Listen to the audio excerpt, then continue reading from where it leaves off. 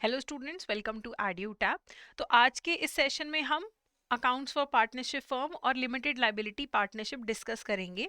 ये जो हमारा टॉपिक है it's a part of our initiative jap free online classes. तो आपके सामने इस टाइम पे ये जो शेड्यूल आ रहा है ये इस हफ्ते का शेड्यूल है और अभी हम account for partnership and limited liability partnership करने जा रहे हैं। अगर आपने पिछली वीडियोस नहीं देखी है तो आप चैनल पे जाके पुरानी वीडियोस भी देख सकते हैं।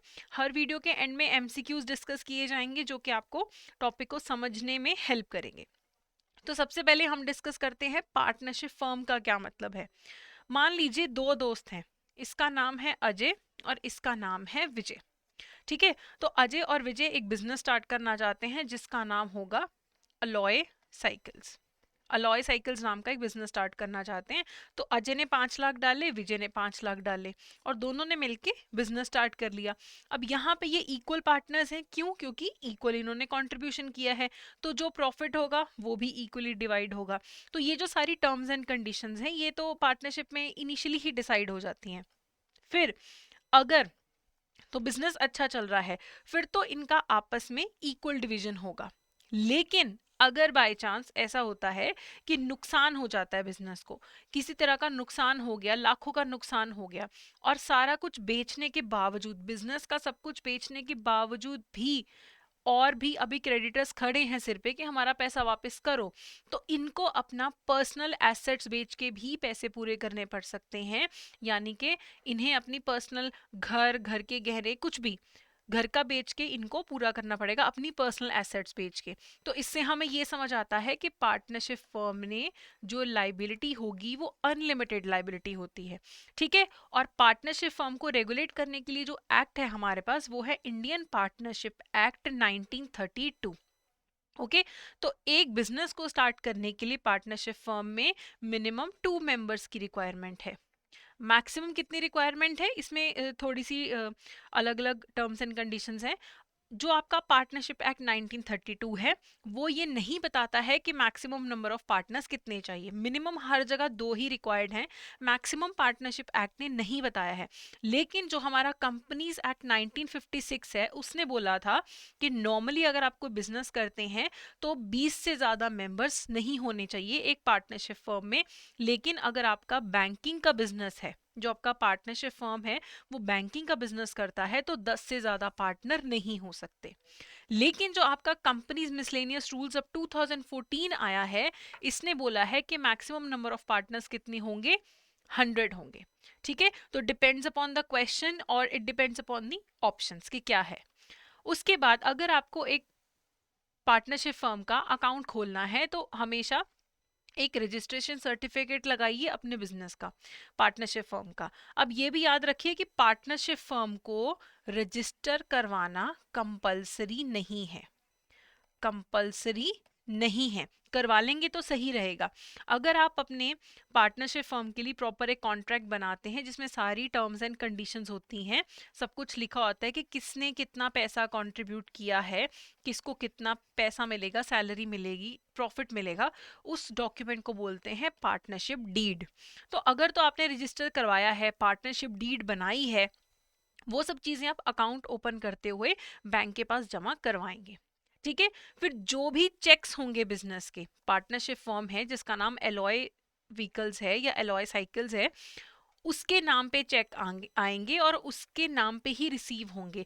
पार्टनर्स अपने पर्सनल अकाउंट में पैसा नहीं डलवाएंगे। अगर साइकिल्स बिक रहे हैं बिजनेस के तो फिर वो अजय और विजय के पर्सनल अकाउंट में नहीं आएगा पैसा, वो बिजनेस का जो अकाउंट होगा, एलॉय व्हीकल्स का जो अपना अकाउंट होगा, उसमें पैसा आएगा।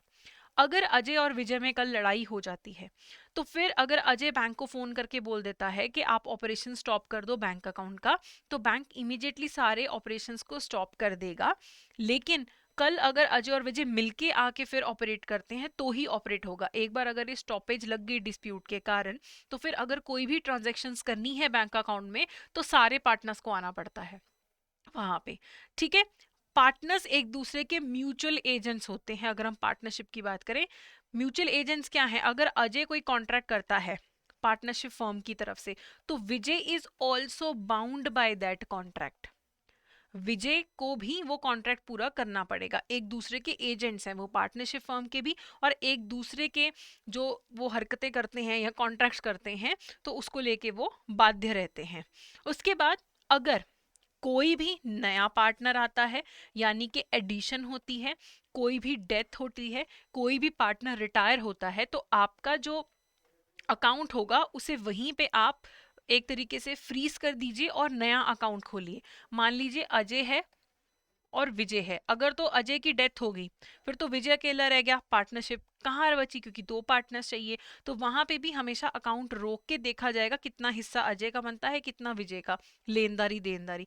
अगर कोई रिटायर भी होता है तब भी यही होता है।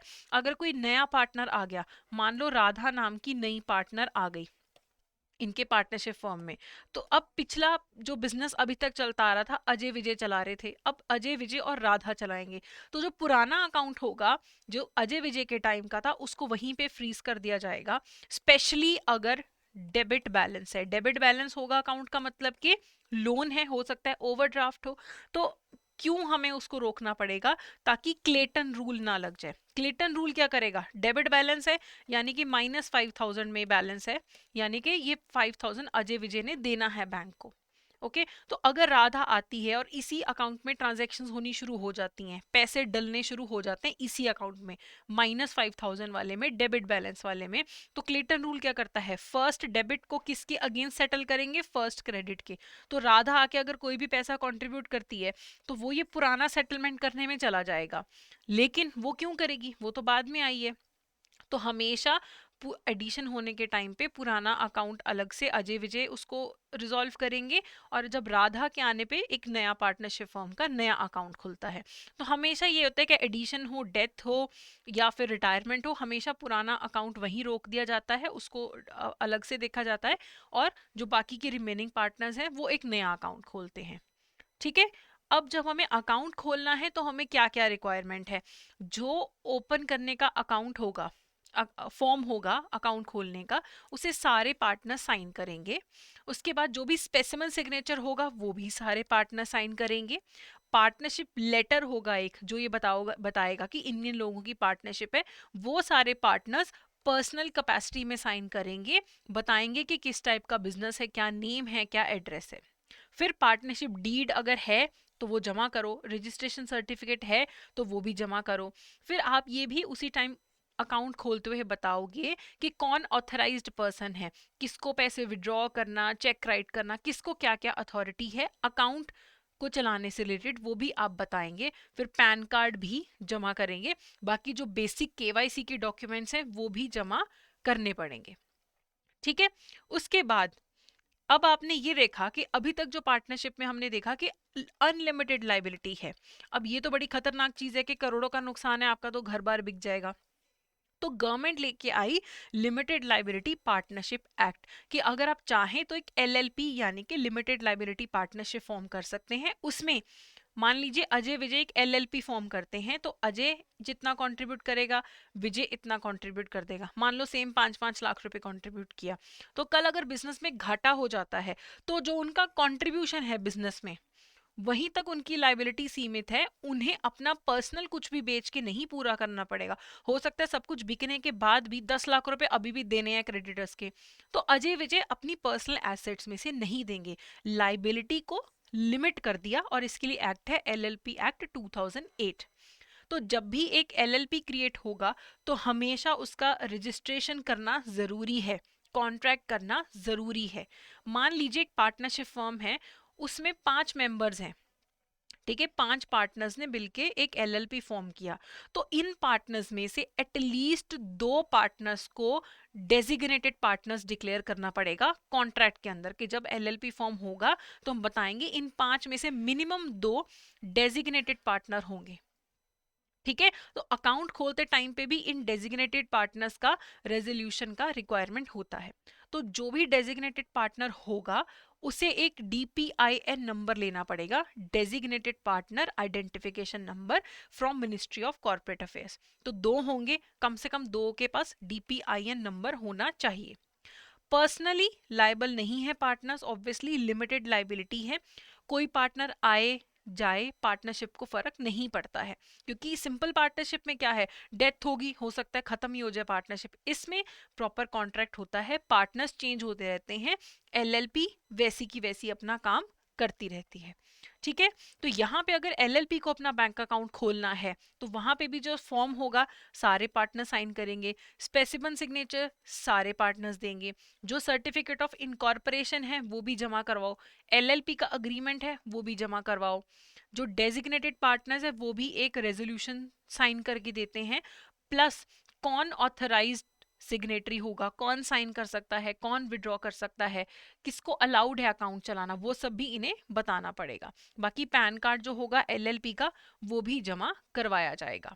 फिर एक और छोटी सी चीज समझनी है, एक हमारे पास कॉन्सेप्ट है स्मॉल एलएलपी का।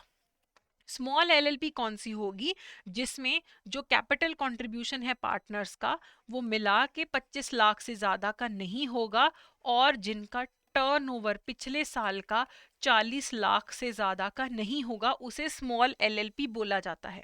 तो ये भी आपको याद रखना है कि कंट्रीब्यूशन 25 लाख से ज्यादा ना हो और टर्नओवर 40 लाख से ज्यादा ना हो। अब हम इस टॉपिक से रिलेटेड कुछ क्वेश्चंस कर लेते हैं। तो पहला क्वेश्चन है, according to the partnership act 1932 what is the maximum number of partners allowed. Maximum numbers कितने अलाउड हैं पार्टनर्स के पार्टनरशिप एक्ट के अकॉर्डिंग। तो ये हम डिस्कस कर चुके हैं कि एक्ट में कहीं भी डिफाइंड नहीं है कि मैक्सिमम नंबर ऑफ पार्टनर्स कितने होंगे, तो यहाँ पे ऑप्शन कौन सा करेक्ट है, डी, नॉट डिफाइंड। ठीक है, अगला क्वेश्चन है, which of the following is incorrect regarding partnership firms in India. क्या इनकरेक्ट है पार्टनरशिप फर्म्स के related. It is compulsory to register a partnership firm, retirement of a partner need stoppage of the bank account, the minimum of partners required for formation of partnership is 2, या फिर सारे सही हैं। पहला ही गलत है, मैंने आपको बताया पार्टनरशिप फर्म एलएलपी का रजिस्ट्रेशन जरूरी है, नॉर्मल पार्टनरशिप का रजिस्ट्रेशन कंपल्सरी नहीं है, तो ये वाला स्टेटमेंट आपका गलत है। रिटायरमेंट हो जाए पार्टनर की तो स्टॉपेज हो जाती है बैंक अकाउंट की, चाहे रिटायरमेंट हो चाहे डेथ हो।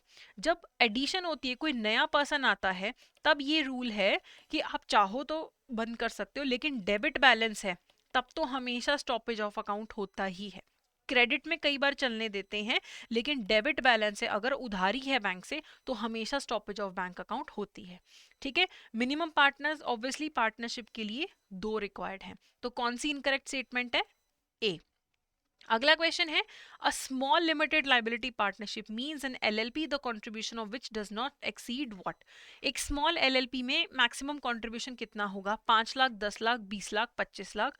तो ये अभी हमने डिस्कस किया कि कंट्रीब्यूशन मैक्सिमम 25 लाख होना चाहिए, कि अजय विजय ने मिलके पैसे डाले 25 लाख, और टर्नओवर पिछले साल का 40 लाख से ज्यादा का नहीं होना चाहिए। आखिरी क्वेश्चन आपका होमवर्क क्वेश्चन है, जिसका आंसर आप हमें कमेंट सेक्शन में देंगे।